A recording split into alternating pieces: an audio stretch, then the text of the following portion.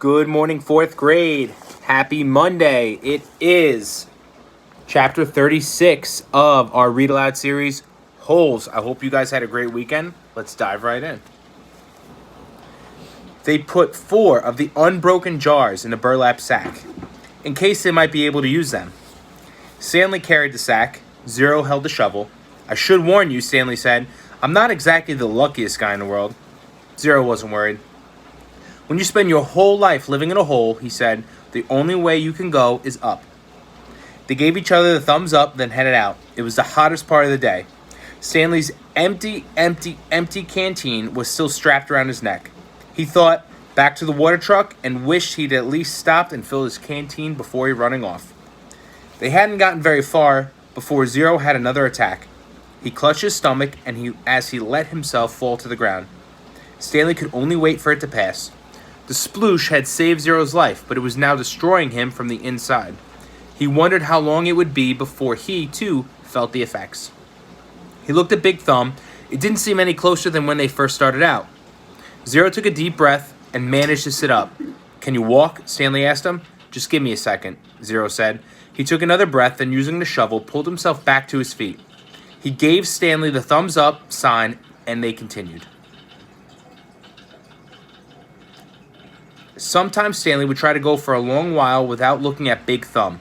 He'd make a mental snapshot of how it looked, then wait maybe 10 minutes before looking at it again to see if it seemed closer. It never did. It was like chasing the moon. And if they ever reached it, he realized, then they'd still have to climb it. I wonder who she was, said Zero. Who? Mary Lou, said Zero. Stanley smiled. I guess she was once a real person on a real lake. It's hard to imagine. I bet she was pretty, said Zero. Somebody must have loved her a lot to name a boat after her. Yeah, said Stanley. I bet she looked great in a bathing suit sitting in the boat while her boyfriend rowed. Zero used the shovel as a third leg. 2 legs weren't enough to keep him up. I gotta stop and rest, he said after a while. Stanley looked at Big Thumb. It still didn't look any closer. He was afraid if Zero stopped, he might never get started again. We're almost there, he said. He wondered which was closer, Camp Green Lake or Big Thumb. I really have to sit down. Just see if you can go a little. Zero collapsed. The shovel stayed up a fraction of a second longer, perfectly balanced on the tip of the blade, then it fell next to him. Zero knelt, bent over with his head on the ground. Stanley could hear a very low moaning sound coming from him. He looked at the shovel and couldn't help but think that he might need to dig a grave, Zero's last hole. And who will dig a grave for me, he thought. But Zero did get up, once again flashing thumbs up. Give me some words, he said weakly. It took Stanley a few seconds to realize what he meant. Then he smiled. R-U-N. Zero sounded it out to himself. Run. Good. F-U-N. Fun. The spelling seemed to help Zero. It gave him something to concentrate on besides his pain and weakness. It distracted Stanley as well. The next time he looked up at Big Thumb, it really did seem closer. They quit spelling words when it hurt too much to talk. Stanley's throat was dry. He was weak and exhausted, yet as bad as he felt, he knew that Zero felt 10 times worse. As long as Zero could keep going, he could keep going too. It was possible, he thought, he hoped, that he didn't get any of the bad bacteria. Zero hadn't been able to unscrew the lid. Maybe the bad germs couldn't get in either. Maybe the bacteria were only in the jars which opened easily, the ones he was now carrying in his sack. What scared Stanley the most about dying wasn't his actual death. He figured he could handle the pain. It wouldn't be much worse than what he felt now. In fact, maybe at the moment of his death, he would be too weak to feel pain. Death would be a relief. What worried him the most was the thought of his parents not knowing what happened to him, not knowing whether he was dead or alive. He hated to imagine what it would be like for his mother and father, day after day, month after month, not knowing, living on false hope. For him, at least, it would be over. For his parents, the pain would never end. He wondered if the warden would send out a search party to look for him. It didn't seem likely. She didn't send anyone to look for Zero, but no one cared about Zero. They simply destroyed his files. But Stanley had a family. She couldn't pretend he was never there. He wondered what she would tell them, and when. What do you think's up there? Zero asked. Stanley looked at the top of Big Thumb. Oh, probably an Italian restaurant, he said. Zero managed to laugh. I think I'll get a pepperoni pizza and a large root beer, said Stanley. I want an ice cream sundae, said Zero, with nuts, whipped cream, bananas, and hot fudge. The sun was almost directly in front of them, the thumb pointed up toward it. They came to the end of the lake. Huge white stone cliffs rose before them. Unlike the eastern shore, where Camp Green Lake was situated, the western shore did not slope down gradually.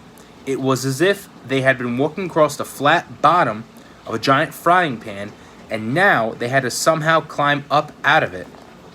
They could no longer see Big Thumb. The cliffs blocked their view. The cliffs also blocked out the sun.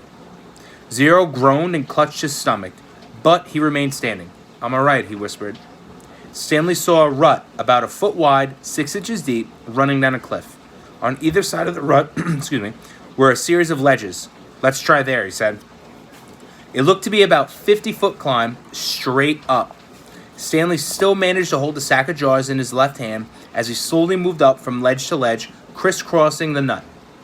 At times, he had to use the side of the rut for support in order to make it to the next ledge. Zero stayed with him somehow. His frail body trembled terribly as he climbed the stone wall. Some of the ledges were wide enough to sit on, others stuck out no more than a few inches, just enough for a quick step. Stanley stopped about 2/3 of the way up on a fairly wide ledge. Zero came up alongside him. "You okay?" Stanley asked. Zero gave the thumbs up sign. Stanley did the same. He looked above him. He wasn't sure how he'd get to the next ledge. It was 3 or 4 feet above his head, and he didn't see any footholds. He was afraid to look down. "Give me a boost," said Zero. "Then I'll pull you up with the shovel." "You won't be able to pull me up," said Stanley. "Yes, I will," said Zero. Stanley cupped his hands together, and Zero stepped on his interwoven fingers. He was able to lift Zero high enough for him to grab the protruding slab of rock.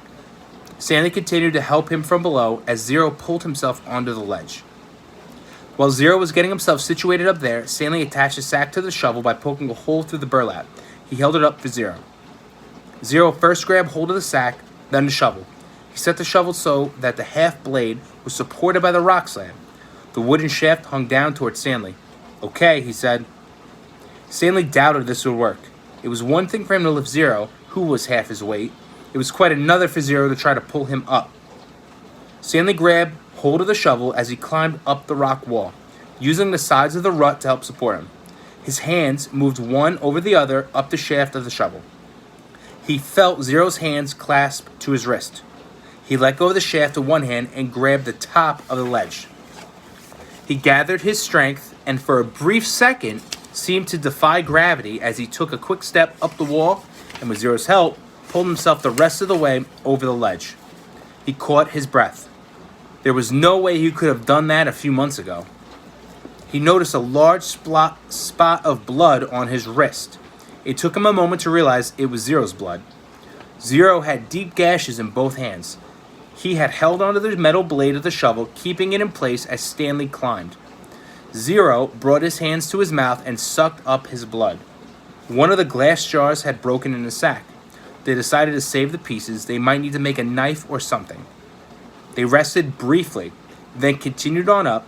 It was a fairly easy climb the rest of the way. When they reached flat ground, Stanley looked up to see the sun, a fiery ball balancing on top of Big Thumb. God was twirling a basketball. Soon, they were walking in a long, thin shadow of the thumb. So, Zero and Stanley have had quite the adventure. They have decided to climb the mountain to try and get to the top of Big Thumb, and hopefully they make it, and we'll see what is at the top of it. This video is going to be posted on Google Classroom. I love and miss you guys. I will see you tomorrow. Bye.